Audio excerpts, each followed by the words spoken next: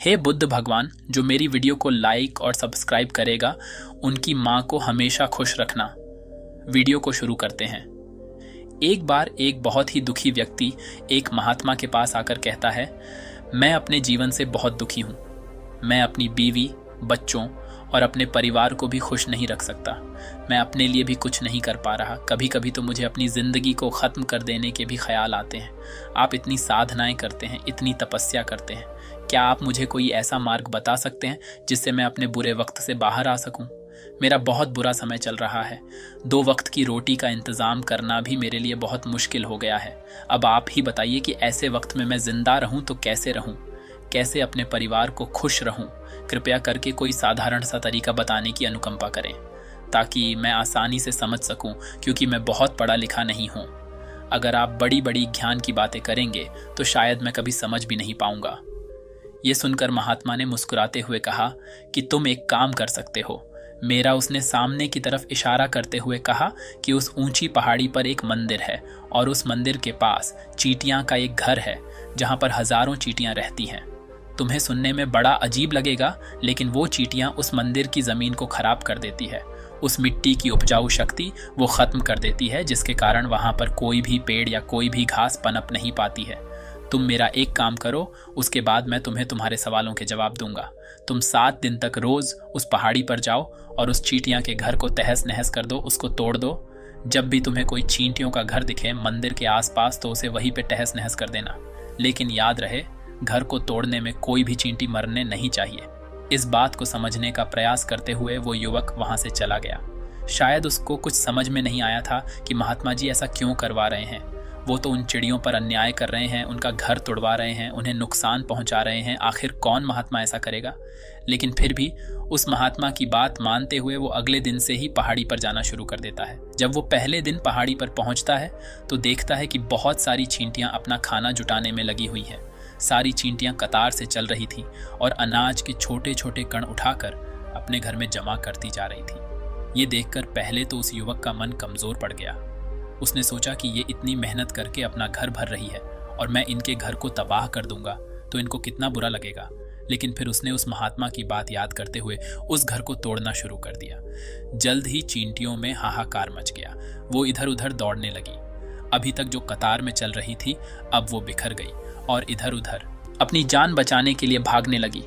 थोड़ी देर में घर टूट गया और सारी चींटियां इधर उधर छुपने के लिए भाग चुकी थी।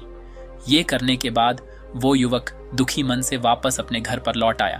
उसका मन परेशान था, दुखी था, पश्चाताप से भरा हुआ था। फिर उसने अपने बिस्तर में रात में लेटे लेटे ही सोचा कि अब तो उन चींटियों का घर तबाह हो चुका है। अब वह वापस जाने से क्या प्रयोजन है? अब क्या फायदा होगा? क्योंकि चींटियों का घर तहस नहस करने के लिए महात्मा जी ने कहा था, जो मैं कर चुका हूँ। लेकिन फिर कुछ सोचकर अगले दिन उसने फिर से जाने का निश्चय किया और अगले दिन सुबह सुबह उठकर वो वापस उसी पहाड़ी पर पहुंच जाता है। पहाड़ी पर पहुंचकर वो उसी जगह पर पहुंचता है जहां पिछले सुबह उसने उस घर को तहस नहस कर दिया था। लेकिन वो ये देखकर चौंक जाता है कि उन चींटियों ने फिर से अपना घर उसी जगह पर बना लिया था और अब वो फिर से अपने घर के लिए सामान इकट्ठा करने में जुटी हुई थी। उस आदमी को देखकर लगा कि ये चींटियां कितनी मूर्ख है। इनको पता है कि कल ही इनका घर इसी जगह पर तबाह किया गया है और उसी जगह पर उन्होंने अपना नया घर भी बना लिया। और ये सोचकर वो आदमी हंसने को हुआ, लेकिन फिर से महात्मा की बात याद करते हुए उसने उन चींटियों का घर फिर से तबाह करना शुरू कर दिया। फिर से उन चींटियों में हलचल मच गई और थोड़ी देर में वो चींटियां इधर उधर अपनी जान बचाने के लिए भागने लगी।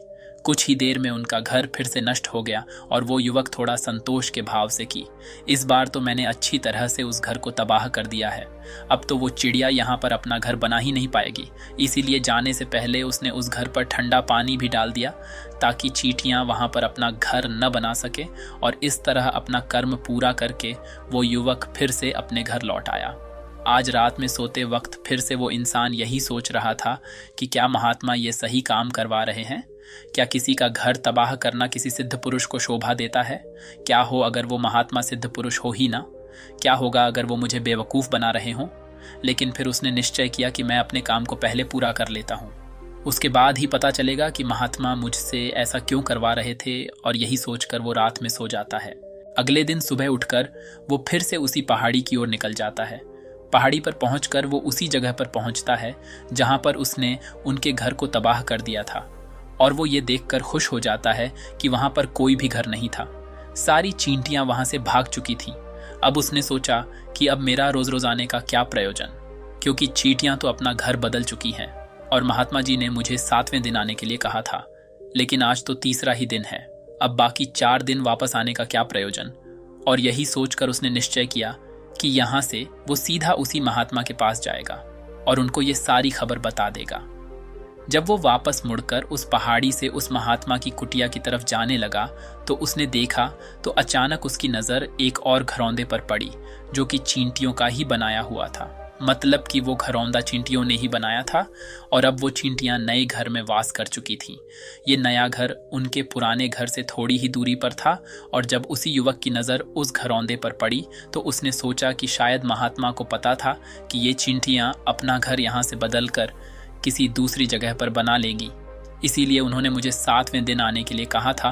और ये विचार करके वो उसका नया घर भी तोड़ने के लिए पहुंच जाता है। जब वो वहां पहुंचा तो चींटियां उसी तरह अपने कार्य में लगी हुई थीं। वो अपने लिए खाना इकट्ठा कर रही थी और अपने घर में जमा करती जा रही थी जो पुराना घर टूटा था। वहां भी अनाज के कारण बचे हुए थे और चींटियां वहां से भी अनाज इकट्ठा कर करके वापस अपने नए घर में ला रही थी। अब यहाँ पर फिर से युवक का मन थोड़ा कमज़ोर पड़ गया, क्योंकि वो खुद भी कमज़ोर था, खुद भी वक्त का मारा हुआ था। इसीलिए उसके मन में उन चींटियों के प्रति दया का भाव उमड़ रहा था। उनके ऊपर उसे दया आ रही थी। वो चाहता था कि उनकी मदद करे, लेकिन वो उल्टा उनको नुकसान पहुंचा रहा था। लेकिन उस महात्मा की बात को याद करते हुए उसने फिर से उस घर को तोड़ने का निश्चय किया और उसने इस बार बड़ी ही सावधानी के साथ बिना किसी चींटी को कोई नुकसान पहुंचाए वो घर तबाह करना शुरू कर दिया। वक्त थोड़ा ज्यादा लगा, क्योंकि किसी भी चींटी को नुकसान न पहुंचाने की शर्त महात्मा ने पहले ही रखी थी। इसीलिए उसको बड़ी सावधानी के साथ उन घरों को तबाह करना था। लेकिन आखिरकार उसने उस घर को भी तबाह कर दिया और उस घर को तबाह करने के बाद वो बड़े ही दुखी मन से, इस बार वो पहले से भी ज्यादा दुखी था, क्योंकि उसने उनका नया घर भी तोड़ दिया था। वो उन चींटियों को बसने ही नहीं दे रहा था और वो अब अपने आप को शैतान या दानव समझने लगा था। लेकिन फिर भी उस महात्मा की बात को मानते हुए वो अपने घर पर दुखी मन से वापस आ गया। रात में सोने से पहले एक बार उसने फिर से सोचा कि मैं कितना बड़ा शैतान हूँ, कितना बड़ा दानव हूँ। पुराना घर तो छोड़ो, मैं उन चींटियों को कहीं भी बसने के लिए कोई जगह ही नहीं दे रहा हूँ। वो चींटियां मेरे बारे में क्या सोचती होंगी, वो कितना दुत्कारती होंगी उस परमात्मा को जो मेरे द्वारा ये काम करवा रहा है। लेकिन फिर भी उसने अगले दिन जाने का निश्चय किया और अगले दिन सुबह सुबह वो फिर से वहां पर पहुंच गया। वो ये देखकर फिर से आश्चर्यचकित रह जाता है कि इस बार चींटियों ने एक और नई जगह पर अपना घर बना लिया था, तो पहले से भी ज्यादा ऊर्जा के साथ काम कर रही थी और उन्होंने एक रात में पहले से भी बड़ा घर बना लिया था और अब वो फिर से अपना अनाज और खाना इकट्ठा करने में जुटी हुई थी। ये देखकर उस आदमी को लगा कि ये चींटियां किस मिट्टी की बनी हुई हैं। मैं इनको बार बार यहाँ से भगाने की कोशिश कर रहा हूँ और ये वहीं पर अपना घर बना लेती है। क्या इनको पता नहीं है कि मैं इन्हें यहाँ पर कभी भी बसने नहीं दूंगा। ये चींटी है, दिखने में इतनी छोटी है, लेकिन फिर भी ये मुझसे हार नहीं मान रही है। बड़ी ताज्जुब की बात है। और इस बार उसने गुस्से में उस घर को तहस नहस करना शुरू कर दिया। लेकिन इस बार तहस नहस करते हुए कुछ चींटियां वहीं पर मर गईं, उसके पैरों तले कुचल दी गई। कुचलने के बाद जब वो अपने अहंकार से बाहर आया तो उसने देखा कि गुस्से में उसने उन चींटियों को कितनी क्षति पहुंचा दी है। उसका मन पश्चाताप से भर गया और वो रोता हुआ अपने घर की तरफ बढ़ गया। रात में सोते वक्त उसने सोचा कि मैं उन चींटियों पर बहुत ज्यादा अत्याचार कर रहा हूं, अब इससे ज्यादा अत्याचार मैं नहीं कर पाऊंगा। और यही सोचकर वो अगले दिन उन चींटियों के लिए अपने घर से थोड़ा आटा लेकर उसी पहाड़ी पर पहुंच जाता है। आज उसके मन में उन चींटियों के प्रति श्रद्धा का भाव था, दया का भाव था।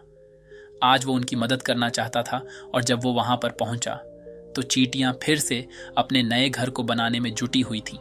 उसने बड़ी ही करुणा के साथ उन चींटियों को अपना लाया हुआ आटा खिलाया और अगले 3 दिनों तक वो ऐसा ही करता रहा। वो रोज सुबह जाता और उन चींटियों को अपने हाथों से आटा खिलाता। 7 दिन के बाद वो युवक उस महात्मा के पास पहुंचकर हाथ जोड़कर बोलता है कि हे महात्मा जी, मुझे माफ कर देना। मैंने उन चींटियों का घर तबाह करने के लिए बहुत कोशिश की। मैंने उनका घर तबाह किया भी, एक बार नहीं 4 बार मैंने उनका घर तोड़ा। उसके बाद मैं हिम्मत नहीं कर पाया, उनके घर को नहीं तोड़ पाया। मैं समझ सकता हूँ कि मैंने आपका काम पूरा नहीं किया और इसके बदले आप मुझे वो तरीके भी नहीं बताएंगे जो कि मुझे मेरे बुरे समय से बाहर निकाल सकते हैं, लेकिन मुझे इसका कोई खेद नहीं है। मुझे लगता है कि मैंने जो किया वो सही किया, इसीलिए मैं आपसे आज्ञा लेकर वापस जा रहा हूँ। कृपया मुझे वापस अपने घर जाने की आज्ञा दीजिए। ये सुनकर महात्मा ने मुस्कुराते हुए कहा कि अरे बेटा, कहाँ चल दिए, रुको तो सही, जलपान तो कर लो, थोड़ी देर ठहर जाओ, उसके बाद चले जाना। और वो महात्मा उस युवक के लिए पानी लेकर आते हैं। पानी पिलाने के बाद महात्मा उस युवक से पूछते हैं कि तुम मुझे ये बताओ कि आखिर तुम उन चींटियों का घर तबाह क्यों नहीं कर सके। वो चींटियां तो छोटी छोटी हैं और तुम इतने विशालकाय हो, फिर भी तुम उन छोटी छोटी चींटियों का घर तबाह नहीं कर पाए। कहाँ है तुम्हारी शक्ति, तुम्हारा बाहुबल। इसका जवाब देते हुए उस युवक ने कहा कि हे महात्मा, मैंने उन चींटियों का घर तबाह कर दिया था, बार बार किया था। एक बार तो अपने गुस्से में उन चींटियों को भी मैंने हानि पहुंचा दी थी, लेकिन जिस दिन मैंने उनको हानि पहुंचाई उसी दिन मेरे को लगा कि मैं इनको क्यों हानि पहुंचा रहा हूं, क्यों इनको इतनी तकलीफ दे रहा हूं, और उसी दिन से मैंने उनको क्षति पहुंचाने की बजाय, नुकसान पहुंचाने की बजाय उनकी सहायता करनी शुरू कर दी। ये सुनकर उस महात्मा ने कहा कि ये ही तो सीखने की बात है। एक छोटी सी चींटी हमें जीवन का संदेश दे जाती है। मैंने तुम्हें उन चींटियों का घर तबाह करने के लिए नहीं भेजा था, मैंने तुम्हें भेजा था ताकि तुम उन चींटियों से कुछ सीख ले सको। तुम्हें क्या सीख मिली उन चींटियों से, क्या मुझे बता सकते हो? ये सुनकर उस युवक ने पूरी कहानी बयां कर दी। पूरी कहानी सुनने के बाद महात्मा ने मुस्कुराते हुए कहा कि बेटा, पहली सीख जो इन चींटियों से लेने की थी वो ये थी कि तुमने कितनी ही बार उनके घर को तोड़ने की कोशिश की, कितनी ही बार प्रयास किया कि उनका घर तबाह हो जाए, लेकिन वो हर बार अपना नया घर बना लेती थी। उन्होंने कभी भी हार नहीं मानी। अगर वो हार मान लेती तो वो चींटियां तुम्हें वहां पर नहीं मिलती। जीवन कार्यशीलता का नाम है, कर्मशीलता का नाम है, लेकिन हम मनुष्य 1-2 बार हार मिलने पर ही टूट जाते हैं, हताश हो जाते हैं और फिर जीवन में प्रयास ही नहीं करते। और कुछ लोग तो अपनी ज़िंदगी को ख़त्म करने पर उतारू हो जाते हैं। लेकिन जानवरों में तुमने एक बात देखी होगी कि वो अपना जीवन खुद से, स्वयं से कभी ख़त्म कर ही नहीं सकते।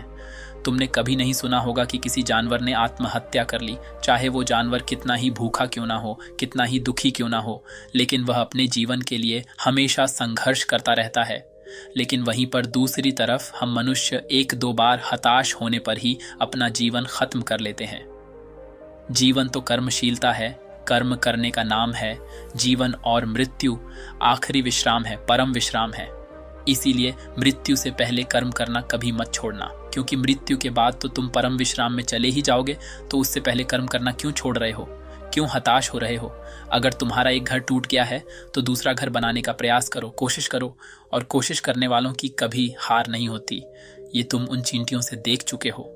देखने में तुमसे कितनी छोटी है वो चींटियां और तुम इतने बड़े हो, लेकिन उनका मन तुम्हारे मन से इतना बड़ा है, इतना विशाल है, इतना दृढ़ संकल्प ही है कि इतनी बार घर टूटने पर भी उन चींटियों ने कभी हार नहीं मानी।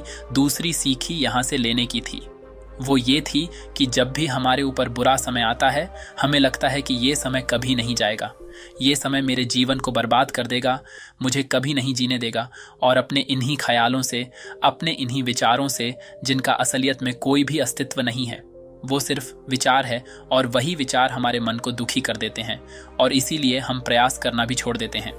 लेकिन तुम खुद सोचो कि बार बार प्रकृति हमें क्षति पहुंचाएगी, नुकसान पहुंचाएगी, लेकिन कब तक पहुंचाएगी? अगर हम बार बार फिर से उठ के फिर से नया प्रयास करते रहेंगे तो प्रकृति भी हमारे सामने घुटने टेक देगी और वो भी एक दिन हमारे ऊपर दयावान हो जाएगी, कृपालु हो जाएगी, और वो हमें सब कुछ देने लगेगी जिसकी हमने कभी कामना की थी। तुमने खुद देखा कि तुम उन चींटियों को तबाह करने के लिए पहुंचे थे, लेकिन बाद में तुम ही उन चिड़ियों को अनाज और आटा देने लगे। तुम ही उन पर कृपालु हो गए। क्यों हुए? क्योंकि तुमने देखा कि वो चींटियां हार ही नहीं मान रही हैं। इसी तरह अगर तुम भी अपने जीवन में कभी हार नहीं मानोगे तो एक ना एक दिन ये प्रकृति तुम्हें वो सब कुछ देगी जो तुम अपने जीवन में पाना चाहते थे। इसीलिए 2 सीख याद रखना, कर्मशीलता कार्य करते जाना और दूसरा कि एक ना एक दिन प्रकृति तुम्हारी उस कर्म का परिणाम तुम्हें जरूर देगी।